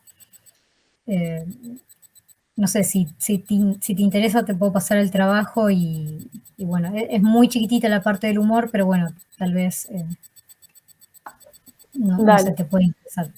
Estaría bueno, sí, más que nada eso, o sea, es algo, no lo tengo analizado, pero es algo que evidentemente está y que yo también, digamos, para llevar adelante la etnografía voy incorporando, ¿no? Como voy entendiendo con quiénes puedo usarlo, con quiénes no. Claro. Eso, cómo sortear como una tensión o tal vez, bueno, atravesar una tensión a través del humor y después salir de ahí. Inclusive también es todo un tema el humor con la persona que está ahí investigando, ¿no? A mí me hacen constantemente chistes cuando voy al campo. Y bueno, eso también es parte de, bueno, de cómo lo ven a uno, ¿no? Sí, creo que sí, que dice mucho de eso, pero bueno, claro, estaría re bueno leerlo en tu trabajo, igual como lo trabajaste desde esas figuras, digamos. Gracias. Dale. Si querés escribime y te paso. Gracias. Yo no focalicé en el humor así, del modo que Agustina cuenta y de cómo ella lo trabaja, porque bueno, no trabajé el arte verbal de esa manera, pero me hizo acordar algo, lo que dijo Agustina, que siempre te hacen chistes, muchas veces te prueban la competencia lingüística a través del chiste. Y a mí me pasa que creo que el humor o el chiste fue mi rito de pasaje al campo, ¿no? Porque hace muchos años, me acuerdo, estando en la escuela del entiendo pero no hablo, era, che, ¿qué dijo? Porque todos se reían y yo quedaba afuera, entonces todo el tiempo era, bueno, una traducción, y no necesariamente porque fuera el guaraní, porque el chiste tiene los códigos que pueden estar en castellano y uno queda afuera igual, digamos. La gracia es que te dejan afuera. Y bueno, y un día me di cuenta que me estaba riendo y que no pregunté más. Y entonces dije, bueno, ya estoy, ya llegué. De eso me hiciste acordar con lo del chiste. Bueno, respecto a las fuentes escritas, a lo que me preguntás, esto está detrás de algo que es una pregunta gigante, enorme, que no es mía, que es sobre la memoria de la filiación indígena de la lengua. Es un universo en el que estamos entrando muy despacito, pero bueno, mi investigación creo que puede ser una puerta de entrada. La gente de Corrientes que habla el guaraní, en general no se identifica como indígena. Entonces ahí ya partimos de un tema, vos decís, pero ¿cómo puede ser? ¿Y qué pasó? ¿Y qué pasó? No sé. Nadie sabe. Nadie sabe. Las memorias empiezan ahora, últimamente, en la última década, la pregunta empieza a aparecer, ¿no? ¿Cómo era? ¿Qué pasó? Va muy unida al uso de la lengua esas preguntas. Pero pensá que yo te decía que arrancamos con el entiendo pero no hablo y que recién ahora estamos con el había sido que soy bilingüe, y entonces empiezan esas preguntas sobre lo que alguna gente está denominando en el campo el vacío histórico. ¿Qué pasó entre la expulsión de los jesuitas y el correntino que habla guaraní? ¿No? Hay estudios etnolingüísticos de las variedades lingüísticas que muestran que han tenido recorridos diferentes esas lenguas. Y la gente fue la misma. ¿Qué pasó? Bueno, eso es la academia, o la historiografía, mejor dicho, regional. Nunca jamás se hizo esa pregunta, ¿no? O sea, omitió olímpicamente la pregunta. La historiografía regional de la época y la historiografía regional contemporánea. Eso, uno diría, es más grave. Pero bueno, eso da cuenta de quiénes somos, digamos. No vamos a buscar culpables, sino esto es lo que somos y esto es lo que nos preguntamos. Nuestras investigaciones son muy recientes también, si te pones a pensar, digamos. Entonces, yo siempre tuve como, voy a decir, recopiladora de algo, porque en algún lado tiene que decir algo. Esa era mi cuestión. Entonces, hace muchos años, te diría 10, 12 o 15, desde el entiendo, pero incluso un poquito después, dije, bueno, voy a empezar a armar, a buscar, y bueno, mi idea era como armar un archivo de materiales. En el camino me encontré con gente, bueno, Guillermo Wilde, por supuesto, los historiadores o los que hacen antropología histórica, en fin. Pero, ¿qué pasaba después del 1700, digamos, después de la expulsión? ¿No? Y ahí, bueno, nada. Me contacté con ese grupo que les dije, franceses, hay otros alemanes que están trabajando la cuestión. Empieza muy recientemente, y eso me parece más interesante del tema de las fuentes documentales, muy recientemente empiezan a aparecer otros documentos. Hay material, hay libros, digamos, y hay datos de que había bibliotecas monolingües guaraní, porque aparte acá teníamos una imprenta, acá cerquita de mi casa, en la región jesuítica, pero de este lado, aquí, estaba la primera imprenta, el Río de la Plata, de América. Una locura. Es como si me dijeras en otra galaxia, ¿no? Bueno, entonces hay mucha fuente que se fue encontrando, hay mucha ahora disponible en internet, hay un proyecto que se llama el Proyecto Langas, que puso a disposición, 100 fuentes documentales escritas, Capucín Boadán a la cabeza, acá en nuestra zona, no hace muchos años, Bartolomé Meliá, que colaboraba con ellos, y nosotras encontramos alguna cosa, porque de golpe nos fuimos a buscar y encontramos, ¿no? Entonces en el archivo histórico de nuestra provincia aparecieron unos documentos, hasta 1832 encontramos 20 documentos oficiales, de cartas, correspondencia oficial escrita en guaraní, y eso fue como, güey, ¿cómo puede ser? Y yo qué describo, te pongo los documentos ahí, pero yo ni los leo los documentos. ¿Yo qué te describo? Lo que me pasa con el director del archivo, que me quería convencer de que ahí no había nada, porque yo digo, ahí está la... Lo conocí, fui un verano. Claro. También para ver ahí el vínculo Misiones Corrientes, explorar un poco eso y sí, nada. como diría Eva Musopapa, hay que hacer etnografía del archivo, no solo del documento o el papel, sino ese campo, cómo se arma. Y la discusión o la conversación que yo tengo y cómo él finalmente accede, porque soy yo. Y porque yo ya tenía un librito conocido, entonces accede, en fin. Entonces mucha documentación la encuentro así. Y eso me parece que es lo interesante acá de la cuestión, ¿no? No porque no haya que estudiar esos documentos, pero bueno, por ahí no es mi fuerte, yo hago etnografía.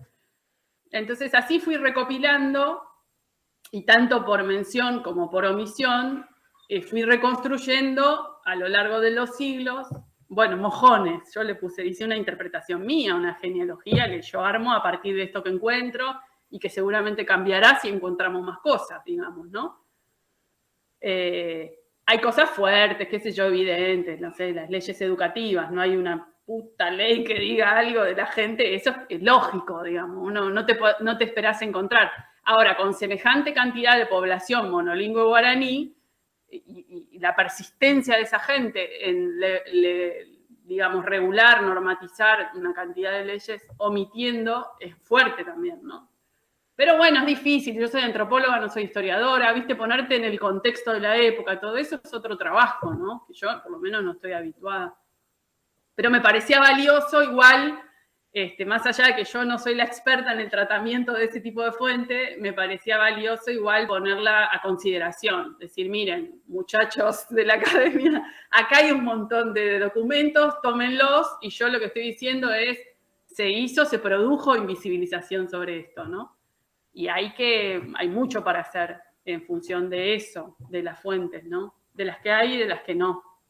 Perdón, en el equipo francés ese que hablaste, puede ser que hay una investigadora que estudia como el discurso político en guaraní, algo así, en la época de la independencia.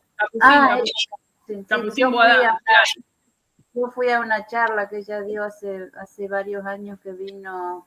Sí, estuvo en la UBA. Sí, en la Alianza y en la UBA también.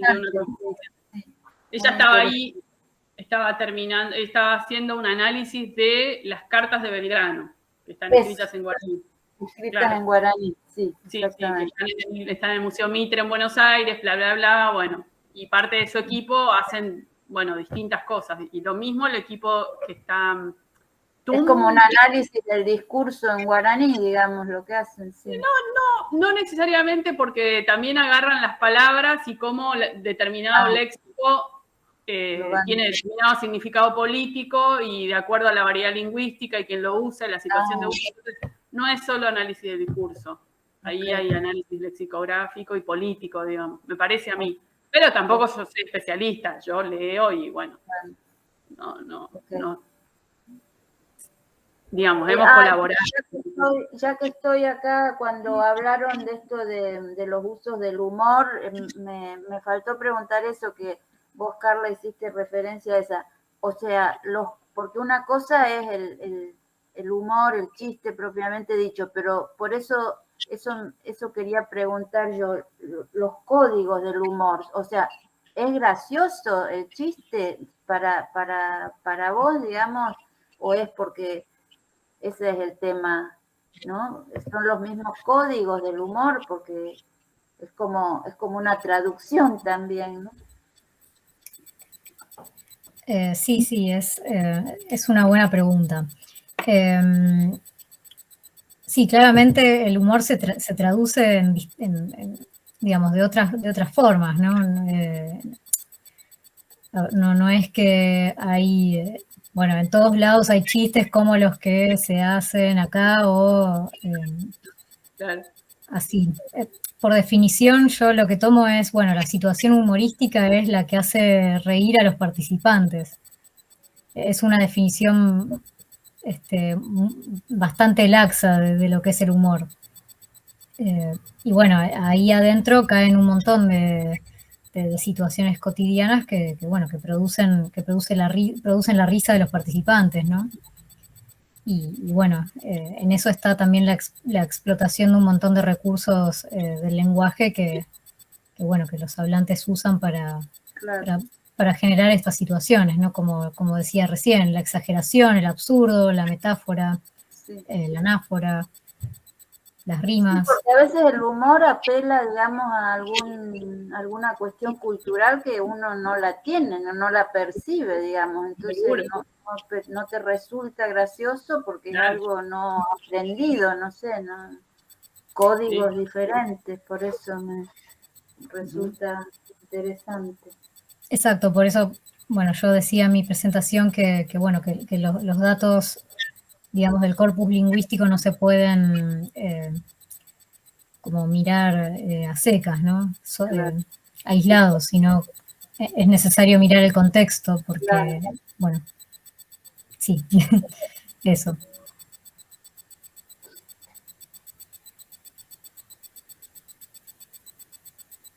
Yo me quedé con lo del archivo, me encantó esa idea de hacer, hay que hacer eso, una etnografía de conversar más sobre el archivo y sobre, digo, pensando también que es un punto en común en ambas investigaciones, y es una pregunta que venimos bastante haciendo, un poco porque también Cora y yo, por nuestra propia procedencia etnohistórica tenemos, es una pregunta que sale bastante en este ciclo, porque cada vez más advertimos muchas tesis que, digamos, que combinan etnografía con análisis documental.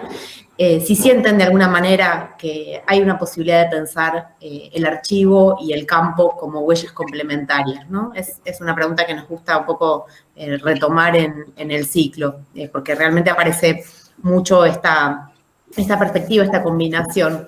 Y, digamos, si de alguna manera el archivo nos sensibiliza a la hora de hacer campo y si el campo también nos da, ¿qué nos da a la hora de hacer estas indagaciones en los repositorios?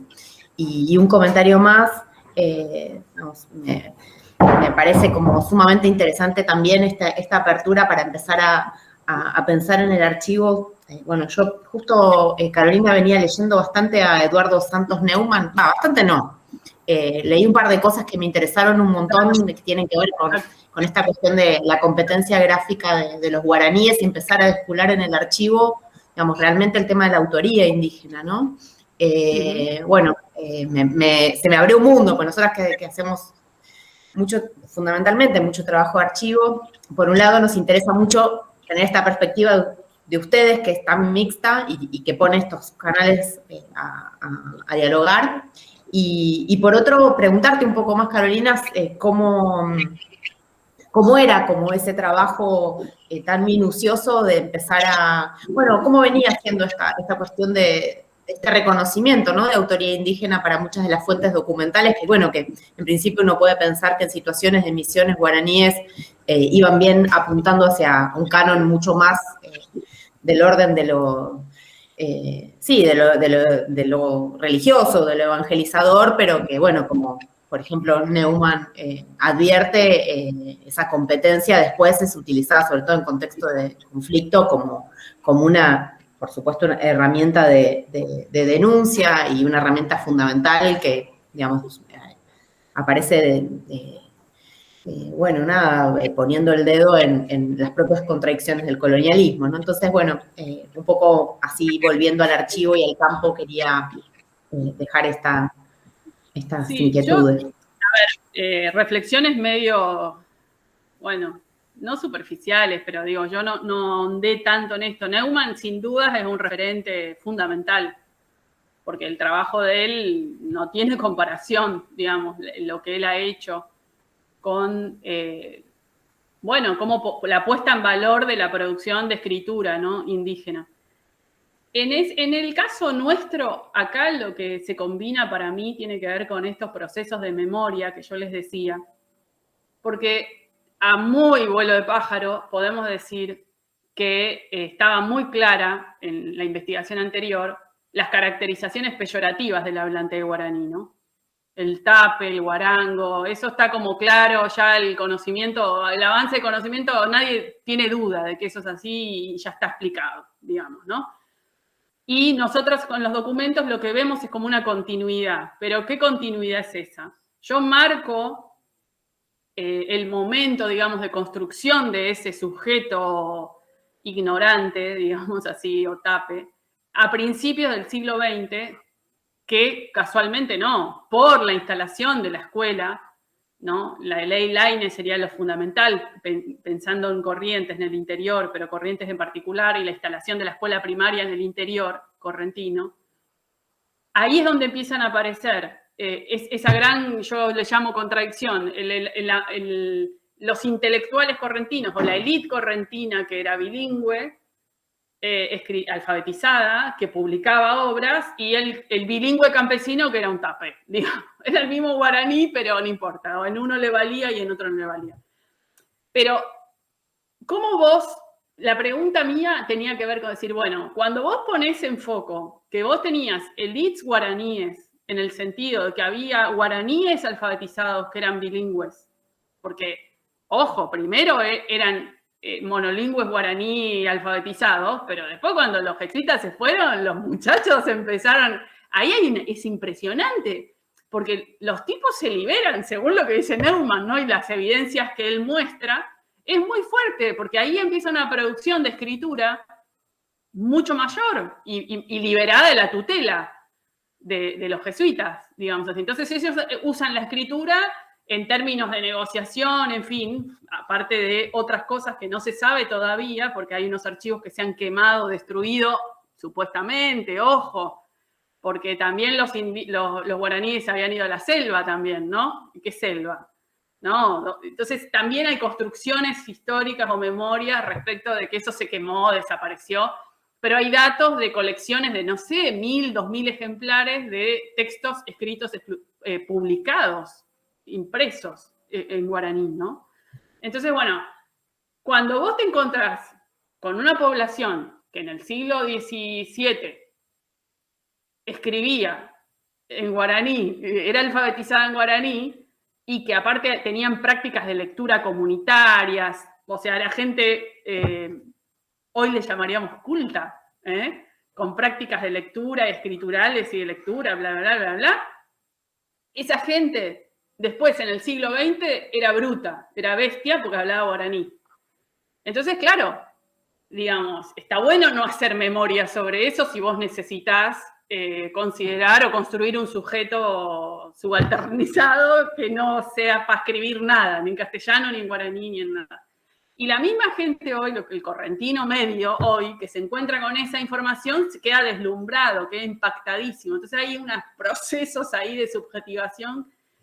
A mí el archivo me interesa en ese sentido, ¿no? No soy una investigadora de historia ni de etnohistoria, digamos, ¿no? Me interesa en términos de estas producciones de memoria actuales y cómo empiezan este tipo de materiales a producir unos impactos muy enormes, ¿no? En la visión que la gente tiene de sí misma y de sus propias memorias.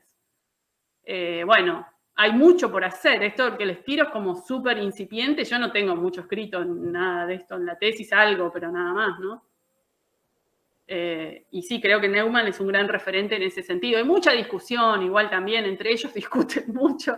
Digo, Neumann, Cerno, Meliá, qué sé yo, los alemanes discuten acerca de la autoría indígena, que no había sido un indígena, y se pelean mucho por eso, discuten, están ahí. Sí, qué sé yo, bueno, viste, no sé. Pero hay discusiones acerca de si son los indígenas. El cronista ese de la guerra, famoso, que es supuestamente, según Meliá, un indígena. Después los alemanes dicen que no es un indígena. Y ahí la llevan. Pero bueno, se discute alrededor de la autoría indígena, sin duda, ¿no? Entonces, igual vale.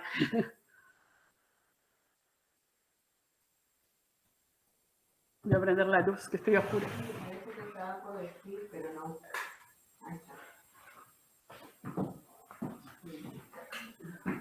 Bueno, no sé si alguien más tiene algún comentario. Y respecto al campo, yo aprendí mucho con los trabajos de Eva Musopapa, ¿no? De cómo ella construye la idea de campo alrededor del archivo de otra manera, más en términos etnográficos y no tanto solo analizando las fuentes documentales, aunque ella hace análisis documental que yo no me pondría a la altura de que hago análisis documental. Pero el análisis documental, digo, también es como el etnógrafo va al campo o va al archivo, digamos, así como las preguntas que le haces al documento son como preguntas etnográficas de última. Esa es la Sí, idea. yo como que tengo respeto en el sentido de que el tratamiento de la fuente documental requiere todo un entrenamiento que yo no tengo. No sé, me parece que en ese sentido quiero ser respetuosa. Lo uso a mi piacere, digamos, pero no sé, qué sé yo.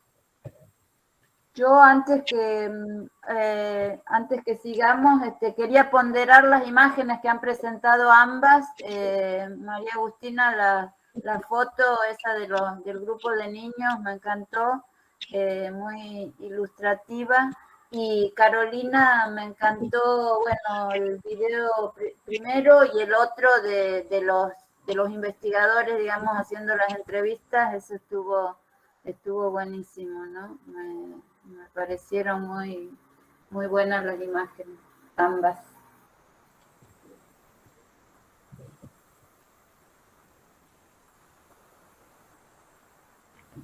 Yo les quería agradecer a Agustina y a Carolina por compartir parte de su experiencia de investigación y por lo menos participar del ciclo. Y bueno, y más que nada, simplemente un agradecimiento y que bueno, es un aporte más al ciclo que bueno, esperemos que se pueda compartir con los demás y con las demás investigadoras del instituto. Gracias. A ustedes. Sí, nuestra idea, bueno, ahora en breve, apenas podamos, es, ya que estamos grabando el encuentro, es compartirlo desde el ICA. Y bueno, y todos ustedes que están hoy aquí y que van a después por mail a recibir, bueno, los certificados de asistencia y demás, fundamentalmente también saber, sí, ahí Cora tenés un... Falta el de Marta, que nos mande el mail, Marta Rodríguez, que le puse en el chat, pero no me ha respondido para los certificados. Si no me mandan a mí. Se lo mandamos a Carolina, si no. No usa mail. Perfecto.